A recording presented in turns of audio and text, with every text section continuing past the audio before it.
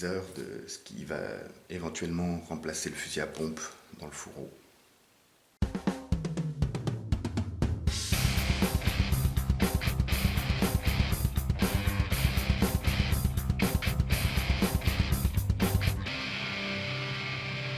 Salut tout le monde et bienvenue aujourd'hui dans cette nouvelle vidéo. Aujourd'hui une double vidéo. On va reparler de mon JPC parce que ça fait à peu près un an et demi, quasiment un an et demi que je l'utilise. Donc je voulais faire un petit retour dessus, donc un retour d'expérience, un petit rétex, ainsi qu'un loadout pour vous montrer un petit peu comment je l'ai équipé parce que j'en suis arrivé là quasiment à la configuration finale. J'ai quasiment rien du tout à rajouter dessus. Bref, comme toujours pour une vidéo rétex, je vous invite vraiment à participer activement dans les commentaires. Tous ceux qui possèdent un JPC cheap, entre les guillemets, c'est 60$, 60-70$, un truc comme ça. Tous ceux qui possèdent ce genre de matos, je vous invite à participer, à poster votre propre rétex dans les commentaires. Et j'invite ceux qui envisagent d'acheter un truc comme ça, de poser des questions pour savoir, pour avoir des avis et lire aussi les rétex dans les commentaires. Bref, comme toujours, j'aimerais que l'espace commentaire devienne une base de données un peu de retour d'expérience pour ceux qui possèdent ce genre de matos. Donc, commençons principalement par le rétex. Donc, je vous invite, comme toujours, dans le petit au coin de votre écran à retrouver la review de ce JPC. Et donc, après quasiment un an et demi d'utilisation, quoi qu'il va pas. Et ben honnêtement, quoi qu'il va pas, rien du tout. Je n'ai eu aucun souci avec, à part les éternels petits fils. Hop, voilà. Un petit fil par-ci par-là qui se fait la malle. Je n'ai aucune couture qui se barre, aucune déchirure, aucun souci apparent, pas abîmé, pas déchiré, rien du tout. Vraiment au top. C'est vraiment un système de plat de carrière que j'ai adopté quasiment immédiatement. Je pensais très naïvement garder le Siras pour la forêt, pour le jeu en forêt, et garder le JPC pour du jeu plus bourrin, un peu en CQB. Je n'ai jamais remis le Siras. Voilà, tout simplement. J'adore ce truc-là, c'est super léger, j'ai un emport, j'ai tout ce qu'il me faut en emport là-dessus, et je suis quand même beaucoup plus léger, beaucoup plus mobile qu'avec le Siras. Donc voilà, ce petit JPC qui me venait à la base de Tiny Wind, honnêtement, pour le prix que ça vaut, je n'ai aucun souci avec. L'ensemble est très léger, la rigidité avec les fausses plaques balistiques qui sont fournies avec, la rigidité est impeccable. Là honnêtement, je suis quand même pas tendre, en général sur le terrain j'y vais quand même un petit peu bourrin. Et voilà, j'ai aucune déchirure, j'ai rien du tout. Et vraiment impeccable. Pas d'usure, quasiment aucune usure. La seule usure que j'ai, ça va être là au niveau des poches, mais les poches ne sont pas fournies de base. Et les poches j'avais déjà servi avant. Mais vraiment le JPC en lui-même, impeccable. Voilà. J'ai vraiment rien à dire au sujet du rétex, j'ai vraiment rien à dire de négatif en fait, et j'en suis vraiment fan. Donc ce que je vous propose, c'est qu'on va aller directement à la partie loadout. Donc au niveau du loadout, je me rapproche un petit peu pour que vous voyez quand même un peu mieux le JPC et tous les éléments qu'il y a dessus.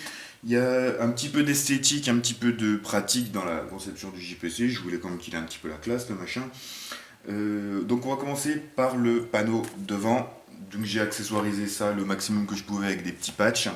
J'ai le Rhesus sanguin ici, le petit AK Operator que j'ai trouvé chez Polenar Tactical, le petit Guns and Coffee tranquille ici, et le patch de la team ici. Niveau emport, j'utilise un petit peu la poche admin qui est ici. Là dedans j'ai un briquet, j'ai un sifflet pour les débuts de partie.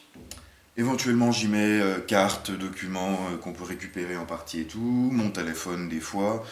Je mets assez peu de choses parce que ça fait vite du volume devant et ça peut être un petit peu gênant. Mais globalement la poche admin est bien pratique quand même. Ensuite j'ai une double poche chargeur de PA. Ça c'est des poches chargeurs que j'avais eu quand j'ai acheté le MK23 d'occasion. Donc là, avec les chargeurs justement, MK23. Hop, donc une double poche, fermeture à scratch, passe en molle et tout. En général, j'en ai deux autres. J'ai une autre double poche, mais que je mets pas sur le JPC parce qu'à force, ça fait lourd. J'ai une autre double poche que j'ai à la ceinture avec deux autres chargeurs. Ensuite, devant, j'ai la triple poche pour chargeur d'AEG, donc là pour mes chargeurs d'AK. Donc la triple poche qui était celle de base, qui était sur mon Siras, que j'ai récupéré pour l'installer sur le JPC, parce que la poche de base du JPC qui est cachée là derrière, l'emport est limité. On peut en gros y mettre que deux chargeurs d'AK. Moi j'ai besoin d'une poche pour en mettre trois, donc la triple poche, impeccable. Commence un petit peu à s'user, mais bon, elle servait déjà quand je l'avais sur mon Siras, donc voilà, au cas je la réparerai, j'essaierai de voir pour la réparer ou pour carrément la changer. Côté droit, je suis assez léger, la seule chose que j'ai c'est le petit fanion, petit souvenir de DMZ, le petit fanion de touche, donc il y a l'espèce de petit fanion orange à l'intérieur, voilà. C'est la seule chose que j'ai ici, j'essaie d'être assez léger sur les côtés pour vraiment limiter au max la gêne de mes mouvements. Côté gauche, j'ai quand même un petit peu plus de choses. Côté gauche, donc j'ai une cartouchière, ma petite cartouchière souple fait maison, j'en avais fait une autre pour pouvoir la mettre sur le JPC avec 6 slots pour les cartouches. Là pareil, l'emport est assez peu encombrant, donc ça ne gêne pas au niveau du mouvement. Et à l'arrière, le plus en arrière possible, j'ai une poche type chargeur M4 très classique afin d'y mettre la radio. Voilà, j'ai ma Baofeng qui est dedans. Hop. Le tout avec le PTT qui passe dans les passants molles le long du JPC, qui revient jusqu'au niveau de l'épaule ici. Hop, avec le PTT qui est là. Tout ça que je coupe bien sûr avec le casque Z Tactical. Ensuite à l'arrière, on a un petit peu plus de choses. Déjà une petite partie esthétique, j'ai mis un peu de corde, juste pour le délire, juste pour décorer un peu. C'est pas n'importe quoi. Cette corde, c'est de la Paracord 1250. Donc une très grosse paracorde, comme vous pouvez voir. C'est vraiment de la grosse paracorde qui a quasiment 600 kg de résistance et j'en ai 5 mètres. Donc ça fait de la déco, c'est joli, ça prend pas de place et éventuellement ça peut servir. Bref. Donc au niveau du dos, vous voyez que j'ai deux fourreaux. Donc le premier, un fourreau fait maison, cuir et PVC avec des petites lanières pour l'attacher, qui contient donc la machette qui a déjà quelques kills à son actif, machette en mousse faite sous le même principe que les Tomahawk. Hop. Le rangement très simple, ça bouge pas, et le rangement, le fourreau, en tournant la tête, en fait sur le côté je le vois, donc très facile de réinsérer la machette dedans. Deuxième fourreau, donc ça c'est un fourreau basique qu'on trouve pour une quinzaine d'euros et des poussières, qui contient donc le fusil à pompe. Fusil à pompe qui me sert de backup supplémentaire. Donc là c'est le Cima CM350, je sais plus quoi, c'est le modèle court, basique, tout en plastique, tout simple, qui est très léger. Donc en fait, au niveau du poids, le fourreau est bien fixé, bien équilibré dans le dos. Hop, le rangement se fait très simplement. Et en fait, ce fusil à pompe m'a déjà sauvé la vie un bon paquet de fois. Donc c'est pour ça que je le rajoute en général dans le dos. Et ça va plutôt pas mal. De plus, vraiment qu'il est très léger. Il est assez fin, il n'y a rien qui dépasse au niveau de la pompe, au niveau du canon. Donc le rangement se fait très facilement. Et une fois calé dans le dos, tout ça est bien serré, ça ne bouge absolument pas. Je peux courir, je peux sauter, je peux faire ce que je veux avec. J'ai rien qui bouge. Et la sortie et le rangement du fusil à pompe et de la machette se fait très simplement, très facilement. Et c'est plutôt pas mal. Voilà, au niveau des choses qui manquent. Actuellement, ce qui me manque un peu, c'est une poche porte-grenade. Mais je me sers principalement de la grenade en bâtiment, donc en général je vais sacrifier un chargeur d'AK pour mettre la grenade dans la poche ici. Ensuite vous pouvez voir que je n'ai pas de pack d'hydratation, tout simplement parce que je fais au final assez peu de parties qui nécessitent vraiment d'avoir un pack d'hydratation dans le dos, donc je m'encombre pas avec.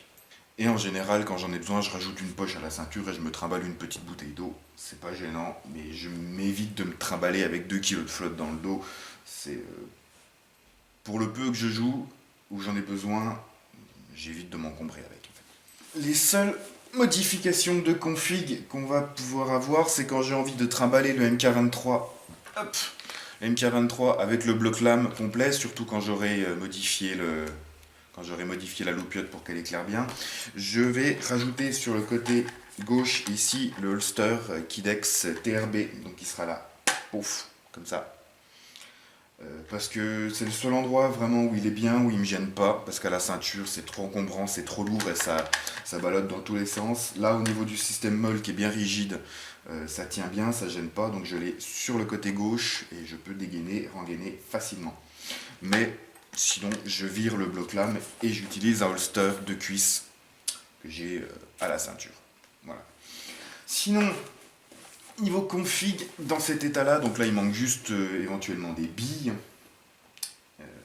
mais dans cet état-là je suis à peu près à 7 kg. 7 kg bien équilibré, donc autant dire que je peux jouer toute la journée avec sans aucun souci, sans me fatiguer, sans avoir mal au dos ou mal aux épaules, c'est impeccable. Et je dépasse les 8 kg si j'ai le holster TRB avec le MK23 dedans. Voilà. Voilà. C'est tout ce que j'avais à vous dire là-dessus, donc vraiment un produit honnêtement, dont je suis vraiment fan, quoi. J'en suis super content, j'ai aucun souci avec et je suis vraiment au top, quoi.